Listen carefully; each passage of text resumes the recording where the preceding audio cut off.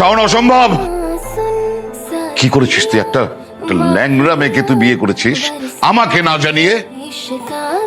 আরে ওকে তো আমি পুত্রবধূ হিসেবে কখনোই মেনে নেবো না। আমার বাড়িতে ওর জায়গা হবে না, কারণ আমি আমার সোসাইটিকে মুখ দেখাতে পারবো না। আপনি এটা বললে তো এখন চলবে না, আর সোসাইটি বললেও চলবে না। অলরেডি মেয়ে এবং ছেলের বিয়ে হয়ে গেছে। এই বিয়ে আমি এখনই ভেঙে দিচ্ছি। কাজী সাহেব, আপনি এক্ষুনি আপনি তালাকনামা রেডি করেন। আমার ছেলে ওকে ডিভোর্স করবে, এক্ষুনি ডিভোর্স করবে। আপনি রেডি করেন তালাকটা। বাবা কি বলছো তুমি এইসব?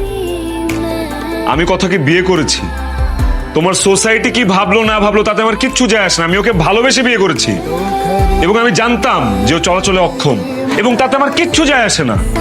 আমি কথাকে না নিয়ে বাড়ি ফিরবো। শাওন, মুখ সামলে কথা বল। আমি কিন্তু এই মেয়েকে কখনো আমার পুত্রবধূ মেনে নেব না। হ্যাঁ, কি পেয়েছিস? সারা জীবন তো সব আবদার আমি মেনে নিয়েছি বলে আজকে এই ল্যাংড়া মেয়েকে আমার পুত্রবধূ হিসেবে মেনে নিতে হবে? ইম্পসিবল।